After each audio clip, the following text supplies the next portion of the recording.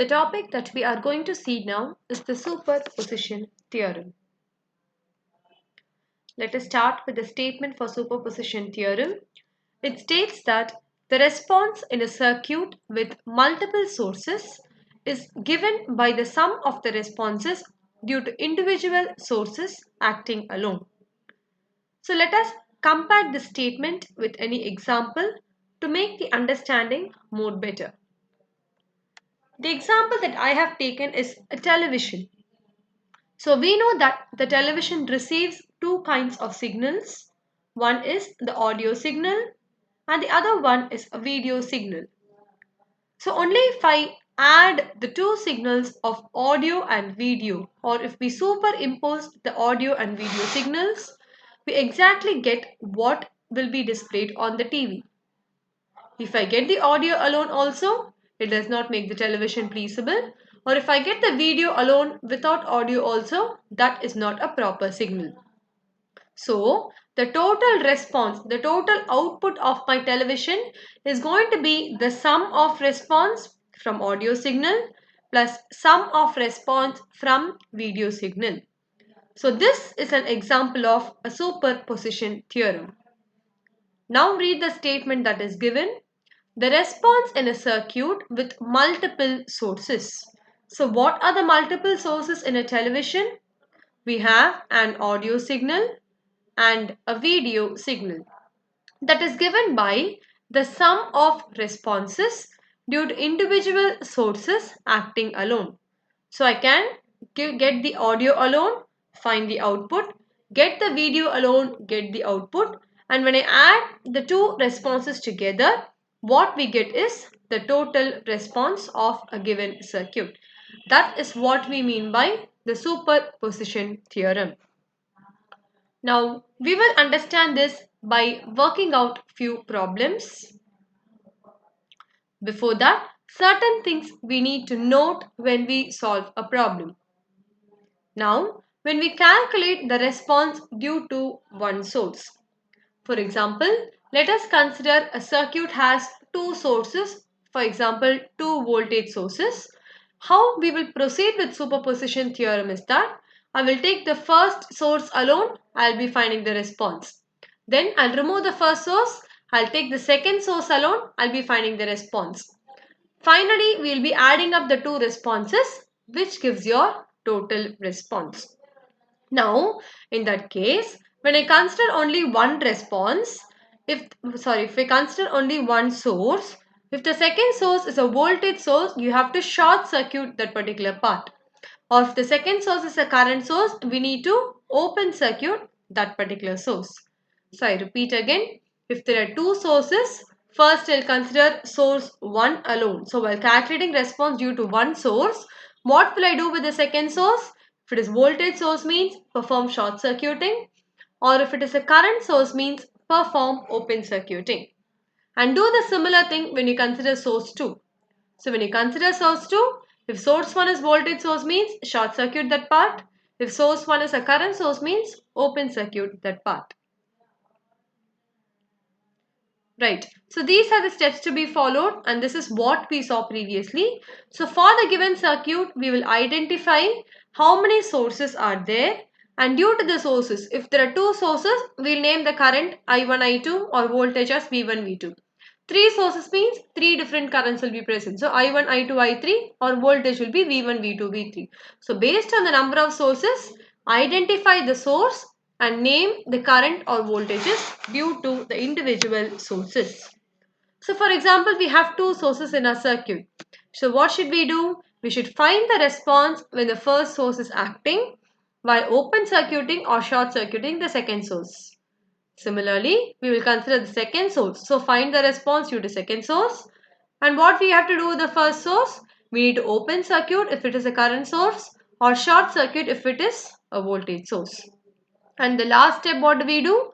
I add up both the sources together. I add up both the responses together to see what is the overall output or overall response. So let us start with the first problem.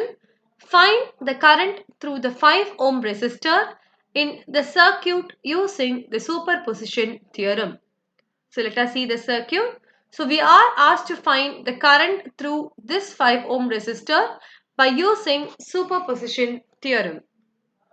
Now if you see this circuit, how many sources are there? There are two sources which are current sources. We have two current sources in the nature. So what should we do? First I'll consider this 10 amp source alone. This I'll be open circuiting since it is a current source. I'll find the response at this point. Next step what I'll do? I'll consider this 20 amp source alone. I'll remove this source, which means I'll open circuit this part. I'll find what is the current across this 5 ohm resistor. The final step what we have to do, add up both the currents, first due to 10 amp that we calculated and then due to 20 amp that we calculated. So when I add up the individual response, that gives the overall response across this 5 ohm resistor. So I hope I have made the steps clear. Now let us start with the problem. So step 1, I'm going to assign the overall currents that are present in the circuit. So let me assume, since we are asked to find across this 5 ohm resistor, we will name the overall current to be IL. Now, what we are going to do? I'm not going to consider the second source. So I've removed the second source. So if it is a current source means what we need to do? We need to open circuit that particular part. And I've considered the first source 10 amp source alone. So let the current due to this 10 amp source be named as IL dash. So the first thing what we are doing, I'm considering one source alone. I'm removing the second source. Only due to the first source I'm finding out what is the current, and we have named that current to be IL dash. Fine.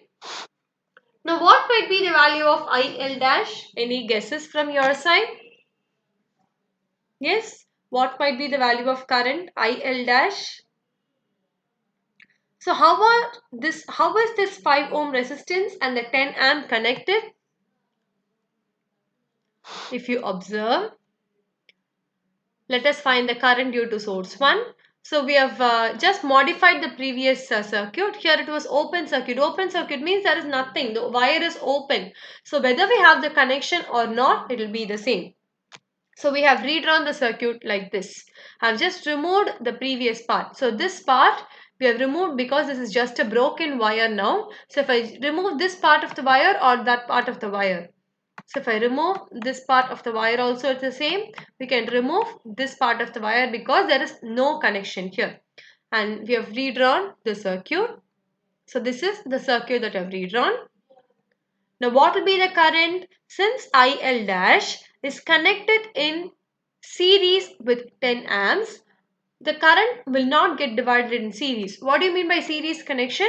Only one end of the source will be connected. So if you see here, this end of the source is directly connected to this 5 amp. So when it is connected in series, we know that current does not get modified. Only in a parallel connection, current gets split up. So since these two are connected in a series way, we can say that the total current IL dash will flow through this 5 ohm.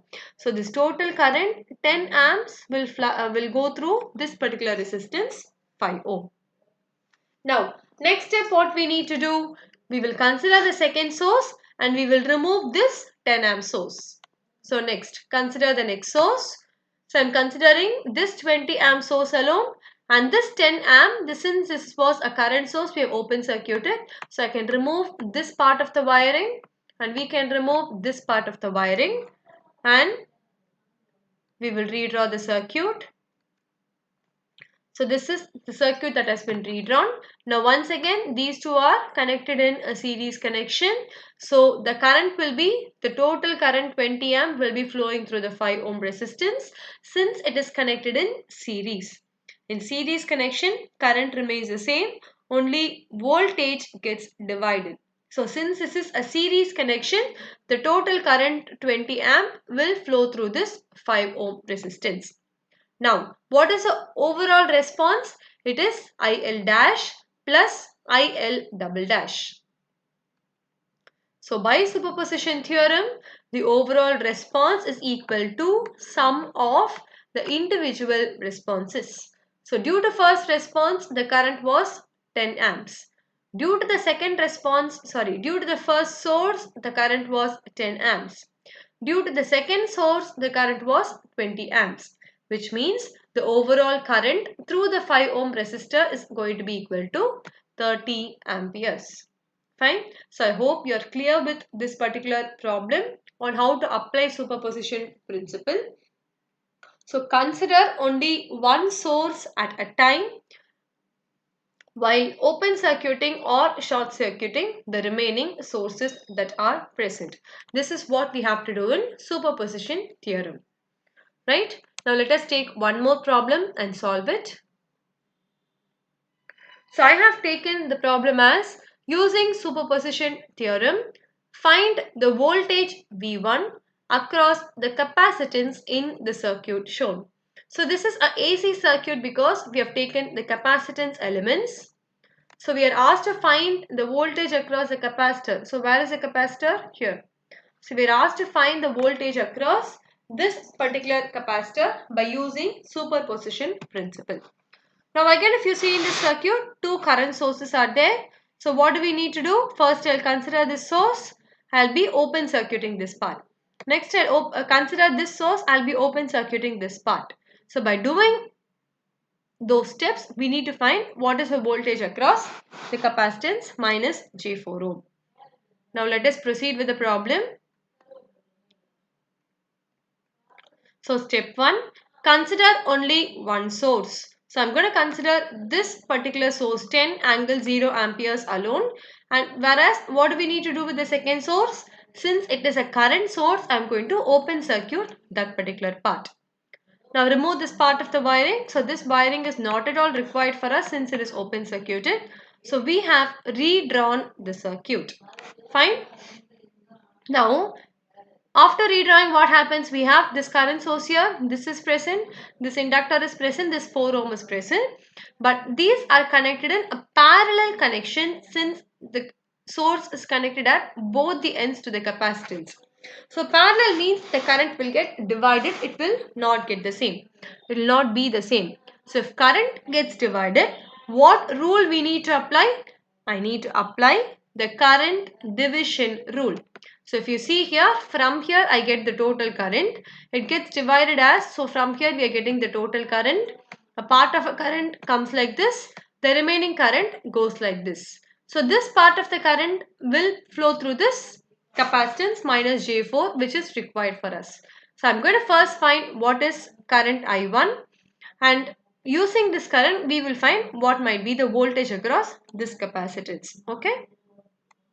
So how to apply current division rule? The current division rule formula is current across one resistor, or impedance. So I1 is equal to the total current into the opposite impedance. I think you must be aware of the current division rule. It is opposite impedance Z divided by the sum of the impedances. So let me go back to the previous step.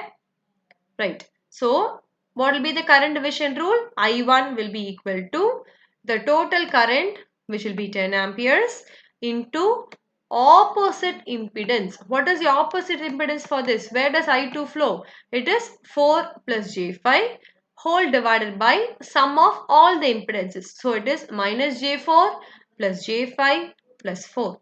So if you see here, so total current is 10 amp.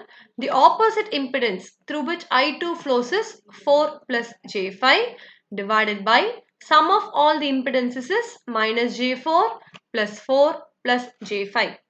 Now you can perform this calculation by keeping your scientific calculator in the complex mode, or as I said in the previous videos, we will see this when we solve using our online classes on how to solve this particular step.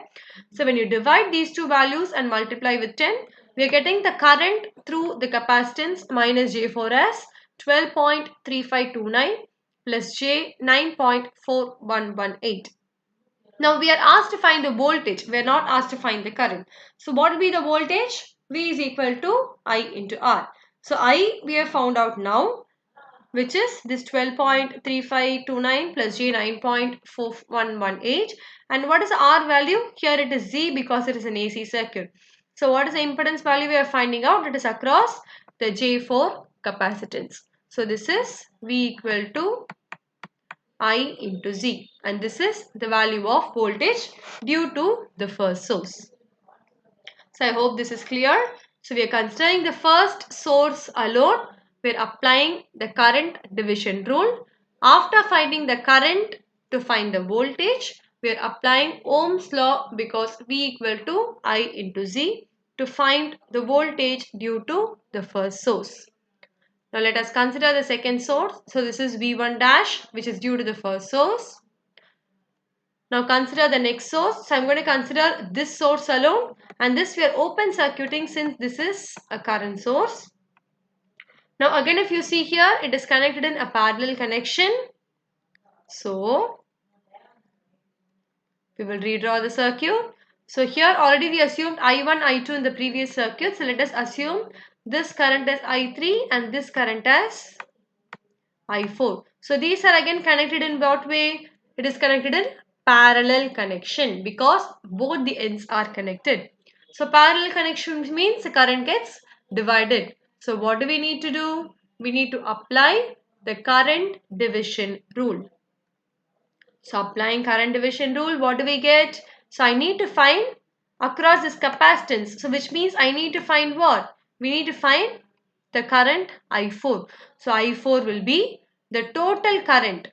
So 5 angle 90 means I would have said in my previous video it is J5. It does not contain a real part. It contains only an imaginary part. So it is J5. So it is the total current into the opposite impedance. What is the opposite impedance here? It is J5 ohm. So into opposite impedance J5 divided by sum of all the impedances. So sum of all impedances means J5 plus 4 minus J4. And when we divide this value, we are getting this particular current value. Now what do I need to find out? I need to find the voltage across this minus J4 ohm. So by Ohm's law, V equal to I into Z. So we are getting this to be minus J4 into the current I4. Fine? Right. So the answer that we are getting for V1 double dash is minus 5.8824 minus J 23.5296. So what must be the overall voltage then? By applying superposition principle, the overall response will be V1 dash plus V1 double dash. So we are adding the voltage due to first source plus the voltage due to the second source, and we are finding out the total voltage across the given component in the circuit. So this is how we apply superposition principle to find the response across the circuit due to individual sources, and adding up the individual sources gives up your total response due to those sources. Thank you.